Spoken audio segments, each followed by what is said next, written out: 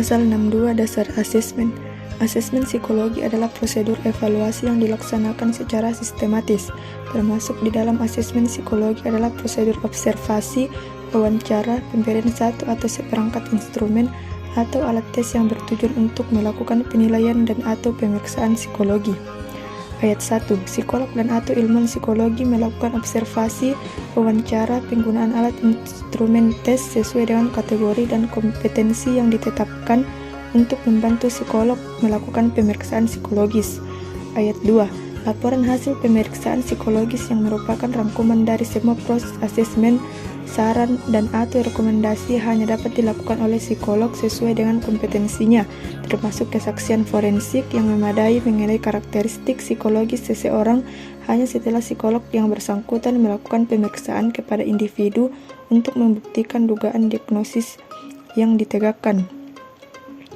Ayat 3. Psikolog dalam membangun hubungan kerja wajib membuat kesepakatan dengan lembaga, institusi, atau organisasi tempat bekerja mengenai hal-hal yang berhubungan dengan masalah pengadaan, pemilikan, penggunaan, dan penguasaan sarana instrumen atau alat asesmen. Ayat 4. Bila usaha asesmen yang dilakukan psikolog dan atau ilmuwan psikologi dinilai tidak bermanfaat, psikolog dan atau ilmuwan psikologi tetap diminta mendokumentasikan usaha yang telah dilakukan tersebut. Pasal 63. Penggunaan asesmen. Psikolog dan atau ilmuwan psikologi menggunakan teknik asesmen psikologi, wawancara atau observasi, pemberian satu atau seperangkat instrumen tes dengan cara tepat, mulai dari proses adaptasi, administrasi, penilaian atau skor, menginterpretasi untuk tujuan yang jelas, baik dari sisi kewenangan sesuai dengan taraf jenjang pendidikan, kategori dan kompetensi yang disyaratkan, penelitian, manfaat, dan teknik penggunaan. Hal-hal yang harus diperhatikan berkaitan dengan proses asesmen adalah 1. Konstruksi tes, validitas, dan reliabilitas. Psikolog dan atau ilmuwan psikologi menggunakan instrumen asesmen yang jelas validitas dan reliabilitasnya. Instrumen asesmen ditetapkan hanya dapat digunakan sesuai dengan populasi yang diujikan pada saat pengujian validitas dan reliabilitas. Jika instrumen asesmen yang digunakan belum diuji validitas dan reliabilitasnya, psikolog dan atau ilmuwan psikologi harus menjelaskan kekuatan dan kelemahan dari instrumen tersebut serta interpretasinya. Psikolog dan atau ilmuwan psikologi dalam mengembangkan instrumen dan teknik asesmen harus menggunakan prosedur psikometri yang tepat, pengetahuan ilmiah terkini dan profesional untuk desain tes, standarisasi, validasi, penyimpangan, dan penggunaan. 2. Administrasi dan kategori tes. Administrasi asesmen psikologi adalah pedoman prinsip dasar yang harus dipatuhi dalam melakukan proses asesmen psikologi, termasuk dalam proses asesmen psikologi adalah observasi, wawancara, dan pelaksanaan psikodiagnostik. Ayat 3. Kategori alat tes dalam psikodiagnostik. Kategori A. Tes yang tidak bersifat klinis dan tidak membutuhkan keahlian dalam melakukan administrasi dan interpretasi. Kategori B. Tes yang tidak bersifat klinis tetapi membutuhkan pengetahuan dan keahlian dalam administrasi dan interpretasi. Kategori C. Tes yang membutuhkan beberapa pengetahuan tentang konstruksi tes dan prosedur tes untuk penggunaannya dan didukung oleh pengetahuan dan pendidikan psikologi seperti statistik, perbedaan individu, dan bimbingan konseling. Kategori D. Tes yang membutuhkan beberapa pengetahuan tentang konstruksi tes dan prosedur tes untuk penggunaannya dan didukung oleh pengetahuan dan pendidikan psikologi seperti statistik, perbedaan individu. Tes ini juga membutuhkan pemahaman tentang testing dan didukung dengan pendidikan psikologi standar psikolog dengan pengalaman 1 tahun disupervisi oleh psikolog dalam menggunakan alat tersebut. Ayat 4. Tes dan hasil tes yang kadaluarsa. Psikolog dan atau ilmuwan psikologi tidak mendasarkan keputusan asesmen, intervensi, atau saran dari data hasil tes yang sudah kadaluarsa untuk digunakan pada saat sekarang.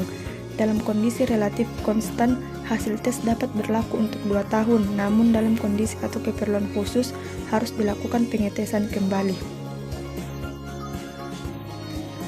Ayat 5. Asesmen yang dilakukan oleh orang yang tidak kompeten atau qualified. Asesmen psikologi perlu dilakukan oleh pihak-pihak yang memang berkualifikasi. perlu dihindari untuk menggunakan orang atau pekerja yang tidak memiliki kualifikasi memadai. Untuk mencegah asesmen psikologi oleh pihak yang tidak kompeten, psikolog dan atau ilmuwan psikologi dapat menawarkan bantuan jasa asesmen psikologi kepada profesional lain termasuk psikolog dan atau ilmuwan psikologi lain. Psikolog dan atau ilmuwan psikologi tersebut harus secara akurat mendeskripsikan tujuan, validitas, reliabilitas, norma termasuk juga prosedur penggunaan dan kualifikasi khusus yang mungkin diperlukan untuk menggunakan instrumen tersebut. Psikolog dan atau ilmuwan psikologi yang menggunakan bantuan jasa asesmen psikologi dari psikolog dan atau ilmuwan psikologi lain untuk memperlancar pekerjaannya ikut bertanggung jawab terhadap penggunaan instrumen asesmen secara tepat, termasuk dalam hal ini penerapan, scoring, dan penerjemahan instrumen tersebut. Pasal 64 Informed Consent dalam asesmen. Psikolog dan atau ilmuwan psikologi harus memperoleh persetujuan untuk melaksanakan asesmen, evaluasi, intervensi, atau jasa diagnostik lain sebagaimana yang dinyatakan dalam standar Informed Consent, kecuali jika a. Pelaksanaan asesmen diatur oleh peraturan pemerintah atau hukum. B. Adanya persetujuan karena pelaksanaan asesmen dilakukan sebagai bagian dari kegiatan pendidikan, kelembagaan, atau organisasi secara rutin, misal seleksi dan ujian. Pelaksanaan asesmen digunakan untuk mengevaluasi kemampuan individu yang menjalani pemeriksaan psikologis yang digunakan untuk pengambilan keputusan dalam suatu pekerjaan atau perkara. Pasal 65 Interpretasi hasil asesmen. Psikolog dalam menginterpretasi hasil asesmen psikologi harus mempertimbangkan berbagai faktor dari instrumen yang digunakan, karakteristik peserta asesmen seperti keadaan situasional yang bersangkutan, bahasa, dan perbedaan budaya yang mungkin kesemua ini dapat mempengaruhi ketepatan interpretasi sehingga dapat mempengaruhi keputusan. Pasal 66. Penyampaian data dan hasil asesmen. Ayat 1. Data asesmen psikologi adalah data alat atau instrumen psikologi yang berupa data kasar, respon terhadap pernyataan atau stimulus, catatan, serta rekam psikologis. Data asesmen ini menjadi kewenangan psikolog dan atau ilmuwan psikologi yang melakukan pemeriksaan. Jika diperlukan data asesmen, dapat disampaikan kepada sesama profesi untuk kepentingan melakukan tindak lanjut bagi kesejahteraan individu yang menjalani pemeriksaan psikologi. Ayat 2.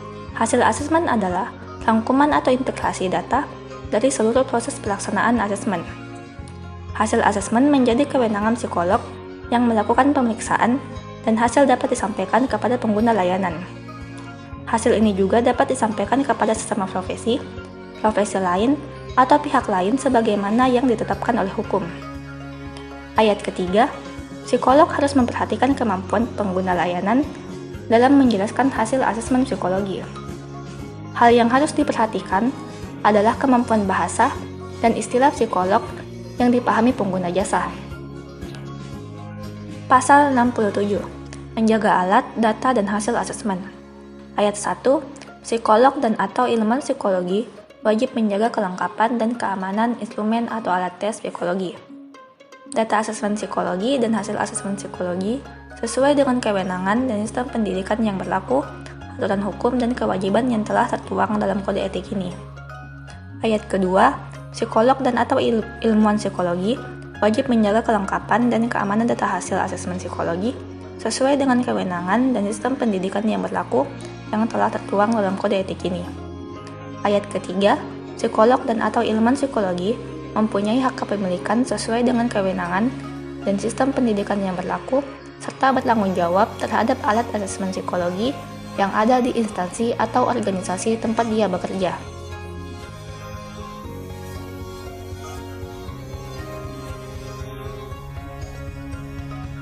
Selanjutnya contoh kasus. Di sini ada lulusan S2 Magister Sains dalam bidang psikologi. Sebut saja namanya itu Bapak L. Setelah beberapa bulan dari kelulusannya, ia direkrut menjadi dosen di sebuah sekolah tinggi di salah satu lembaga pendidikan di tempat tinggalnya. Suatu hari Bapak L ini diminta oleh pihak pengelola SMA swasta di daerahnya itu untuk melakukan tes psikologi yang bertujuan untuk melihat kemampuan minat dan bakat penjurusan kelas 3 SMA, yaitu ada IPA, IPS, dan bahasa. masyarakat setempat, terutama pihak sekolah SMA ini, tidak mengetahui secara pasti mengenai program studi yang ditempuh oleh Bapak L ini. Apakah ia mengambil magister profesi atau magister sains? Begitu juga dengan karena perbedaan keduanya. Mereka hanya mengetahui kalau L ini sudah menempuh pendidikan tingkat tinggi S2 psikologi. Mendapat tawaran untuk melakukan pengetesan semacam itu, tanpa pikir panjang, Bapak L ini langsung menerima dan melakukan tes psikologi serta mengumumkan hasil tes kepada pihak sekolah tentang siapa saja yang bisa masuk ke kelas IPA, IPS, dan bahasa. L melakukan tes psikologi tersebut tidak hanya sendirian. Ia bekerja sama dengan M, yang memang seorang psikolog. Mereka berteman akrab sejak seperguruan waktu dulu mereka menempuh S2. Hanya saja M ini adalah adik tingkat dari L, dan dulu sempat terjalin hubungan dekat antara keduanya, sehingga M ini merasa sungkan jika menolak kerjasama dengan L. Anehnya, M menerima ajakan kerjasama dengan L dengan senang hati dan tidak mempermasalahkan apapun yang berhubungan dengan ranah psikologi, yang semestinya meskipun pada sebenarnya ia sudah paham bahwa L ini tidak boleh melakukan hal tersebut. Antara keduanya memang terjalin kerjasama, akan tetapi yang memegang peranan utama dalam tes ini yaitu Bapak L. Sedangkan M ini sebagai seorang psikologi hanya sebatas pendamping dan dari pemberian tes sampai pada penyampaian data dan hasil asesmen.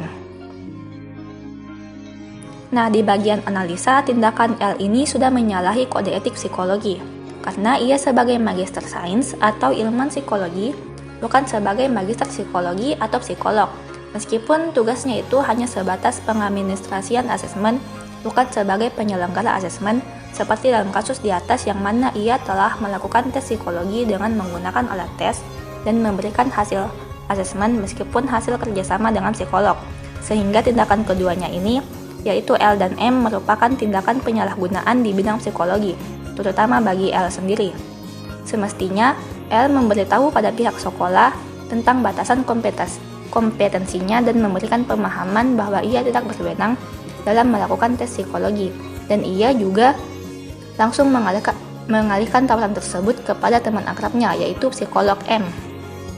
Semestinya juga, sebagai seorang yang profesional dalam psikologi, M ini bisa memberikan pengarahan dan pengertian pada L kalau sebetulnya ia tidak boleh melakukan tes psikologi, tapi karena M ini merasa sungkan kepada L, sehingga ia hanya bisa menerima ajakan L untuk membantu dan membiarkan ia tetap melaksanakan tes psikologi ini, sampai selesai dalam penyampaian data asesmen. Nah, ada banyak kode etik yang telah dilanggar oleh L ini. Salah satunya dalam bab asesmen, ia telah melanggar 2 pasal. Pasal pertama yaitu pada pasal 62 dasar asesmen pada ayat pertama dan kedua. Pasal selanjutnya yang ia langgar yaitu pada pasal 63 penggunaan asesmen pada ayat kedua, yaitu kewenangan psikolog dalam menyampaikan hasil asesmen.